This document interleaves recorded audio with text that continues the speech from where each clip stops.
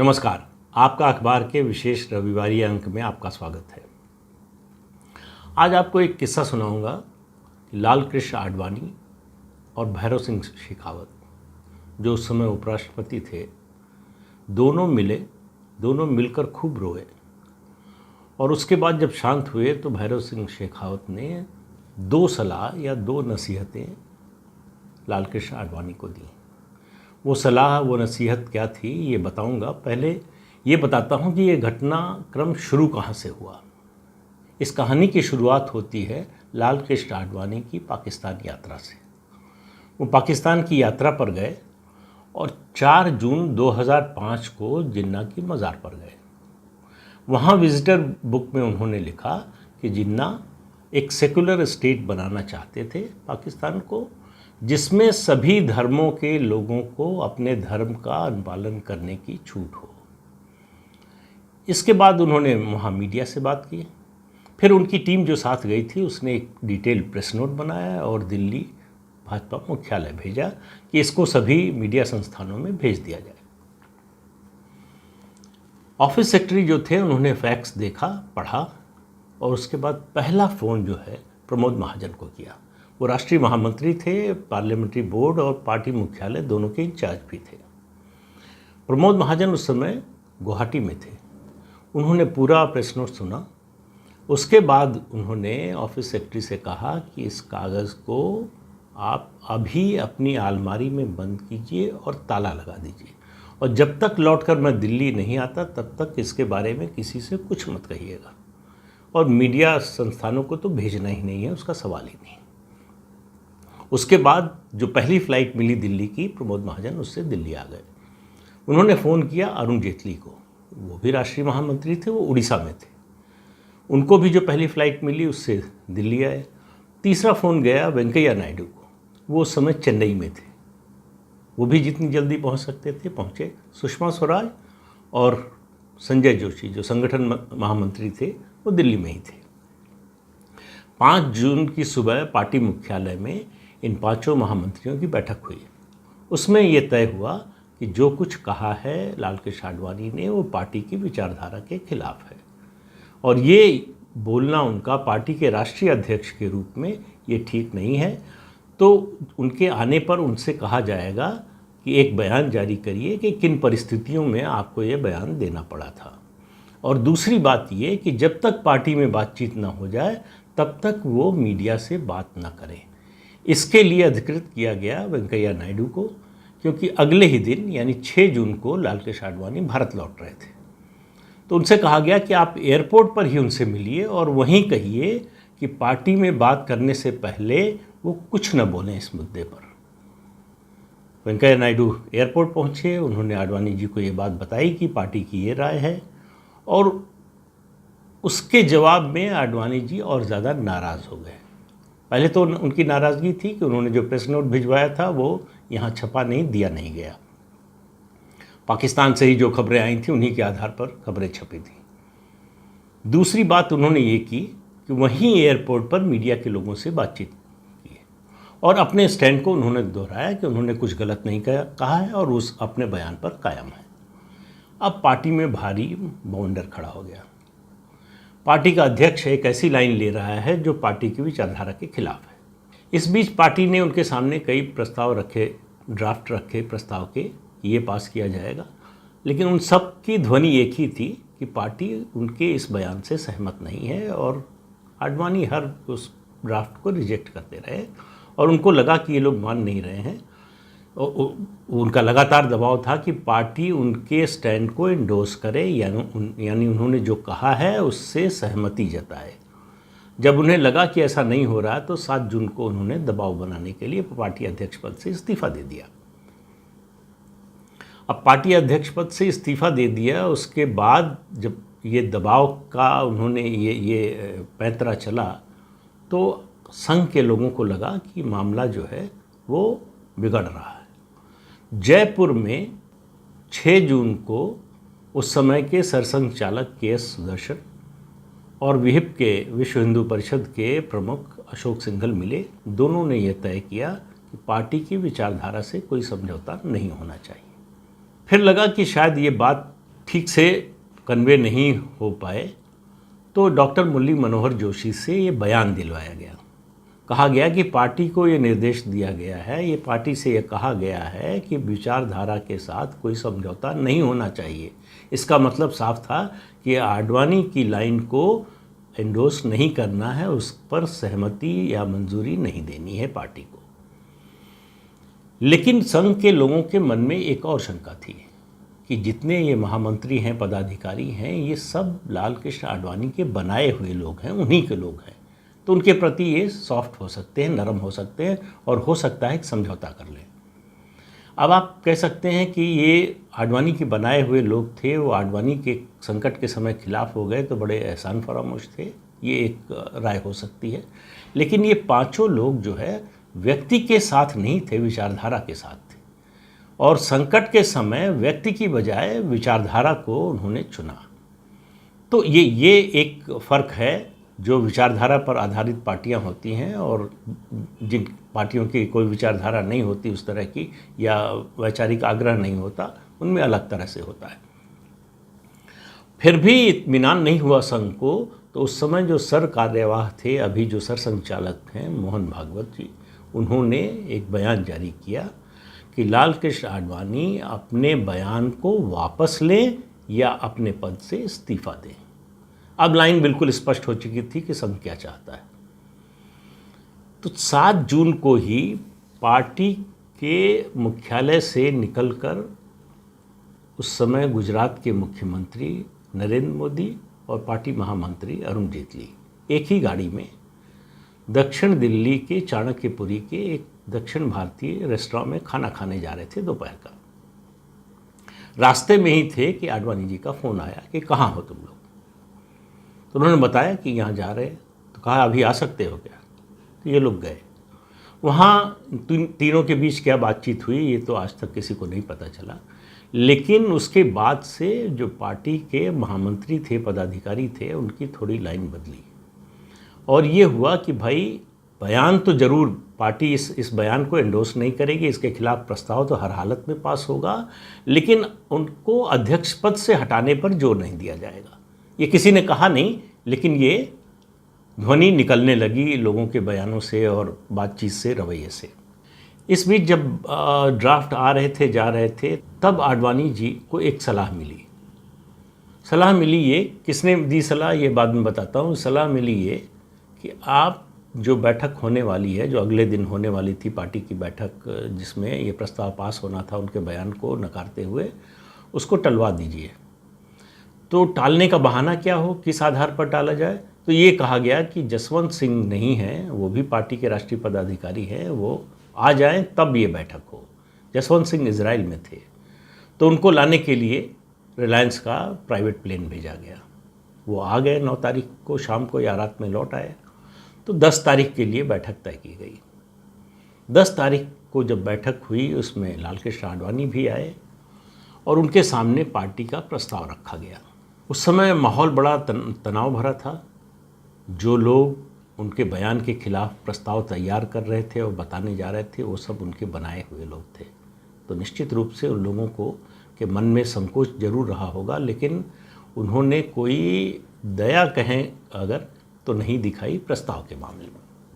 प्रस्ताव में ये कहा गया कि बीजेपी इस बात को दोहराती है कि जिन्ना का पाकिस्तान को लेकर जो भी विजन रहा हो, लेकिन उन्होंने एक धर्म आधारित नॉन सेक्युलर देश की स्थापना की।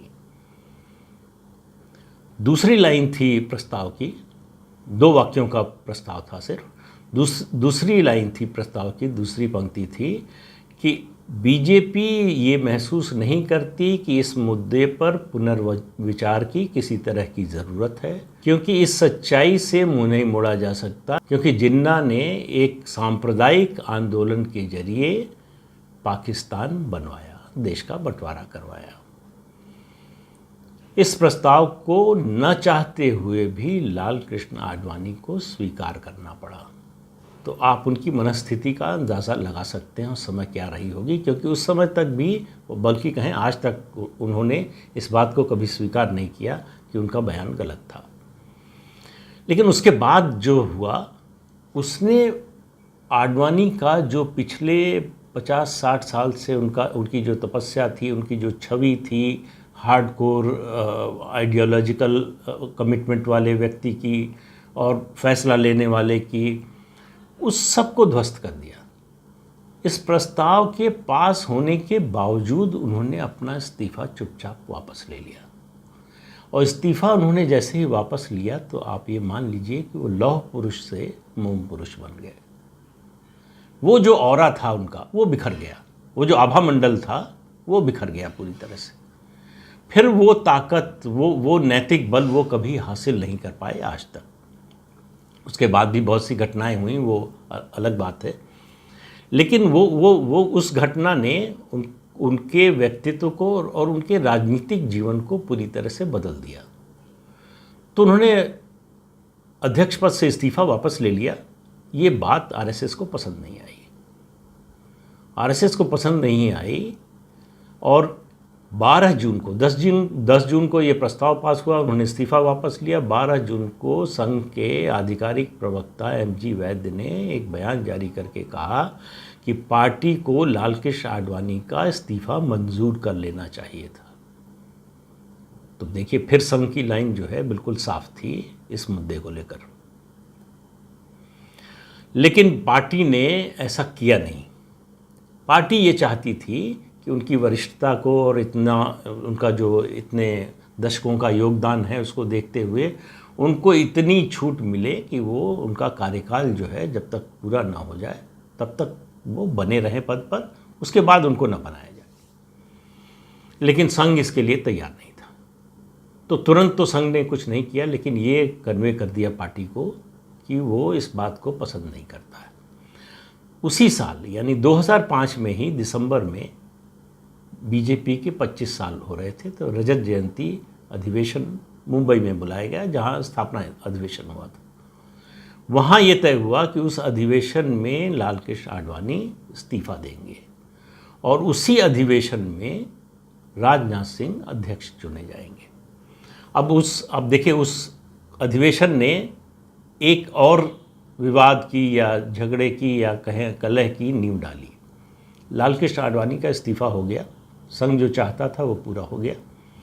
राजनाथ सिंह के अध्यक्ष बनने से प्रमोद महाजन बहुत ज़्यादा नाराज़ हुए। उनको लगता था कि वो डिज़र्व करते थे, उनको ये पद मिलना चाहिए था। उन्होंने इस बात को स्वीकार नहीं किया मन से कभी। मन से उन्होंने राजनाथ सिंह को अध्यक्ष नहीं माना। और उसका पहला प्रमाण उन्होंने दिया कि रजत जयंती समारोह के दूसरे दिन शिवाजी मैदान में सभा थी। उसका इंतज़ाम प्रमोद महाजन ने, वो मतलब मैनेजमेंट उनका सबको पता है, बहुत भव्य किया था। और एक लिफ्ट बनाई थी जो नीचे से ऊपर आएगी मंच पर, और 25 कुर्सियां उस पर रखी होंगी और 25 पर बीजेपी के 25 वरिष्ठ नेता बैठे होंगे। तो मैदान में मंच पर जब वो लिफ्ट ऊपर आई और आए तो तालियों की गड़गड़ाहट से जो है सबका स्वागत हुआ। तो 25 नेताओं की सूची महत्वपूर्ण नहीं है कि कौन कौन थे। एक व्यक्ति जो नहीं था वो सबसे ज़्यादा अहम बात है, और जो नहीं थे वो राजनाथ सिंह नहीं थे। वो राजनाथ सिंह जो अगली सुबह, ज़्यादा दिन नहीं, अगली सुबह पार्टी के राष्ट्रीय अध्यक्ष का पदभार संभालने वाले थे।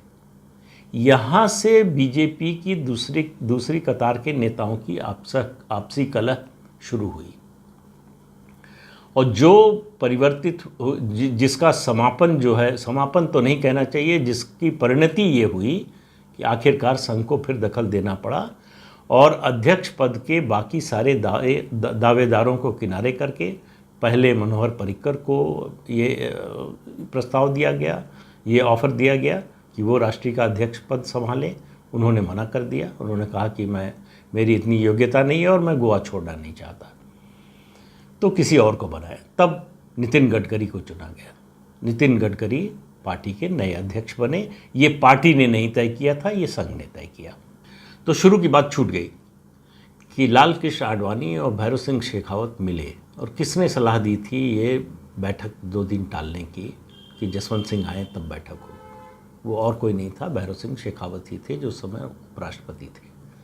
जब 7 जून को इस्तीफ़ा दिया पार्टी के अध्यक्ष पद से दबाव बनाने के लिए लालकृष्ण आडवाणी ने, तो बहुत परेशान थे। पार्टी में जितने लोग थे ज़्यादातर जो प्रभावशाली थे वो सब उनके खिलाफ थे, जो उनके साथ थे वो ज़्यादा प्रभाव वाले लोग नहीं थे, बहुत छोटे नेता थे। उन्होंने तय किया कि भैरव सिंह शेखावत से मिलकर बात करनी चाहिए। उनके पास गए, दोनों ने सुना। ये बता दें आपको कि भैरव सिंह शेखावत आखिरी समय तक ये मानते रहे कि लालकृष्ण आडवाणी ने कुछ भी गलत नहीं किया।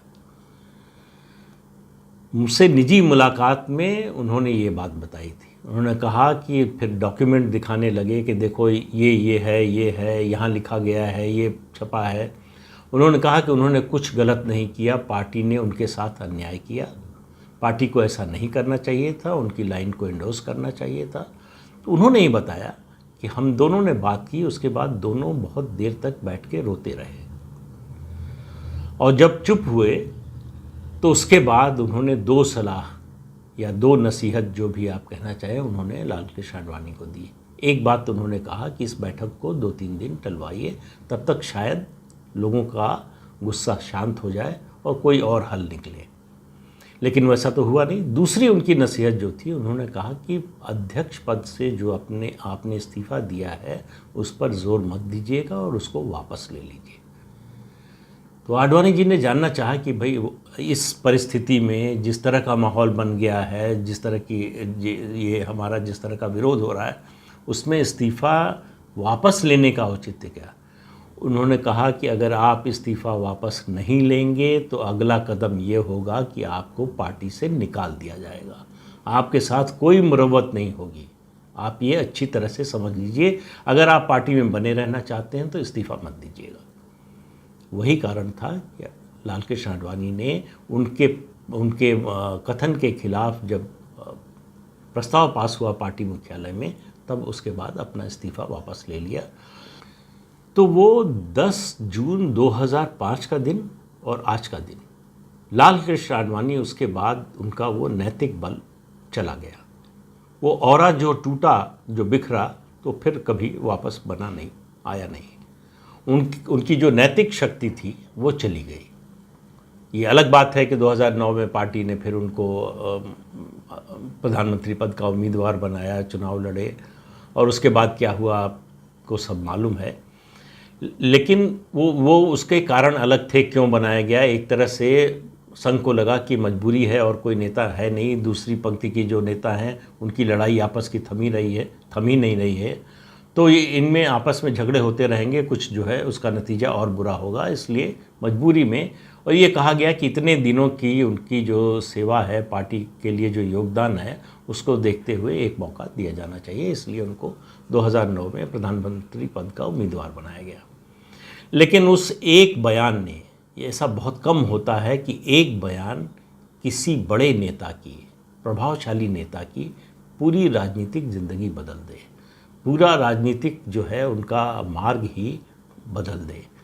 लेकिन ये लालकृष्ण आडवाणी के साथ हुआ। जिन्ना की मज़ार पर उनका जाना उन्हें पूरे जीवन सालता रहेगा। उनका समर्थन पार्टी की विचारधारा से सहमत लोगों में से किसी ने नहीं किया। ये कष्ट उनको जीवन भर रहेगा। लेकिन विचारधारा पर चलने वाली पार्टियों में ऐसा ही होता है, और शायद यही होना भी चाहिए कि व्यक्ति से बड़ी होती है विचारधारा। ये बात पार्टी के नेताओं को समझनी चाहिए।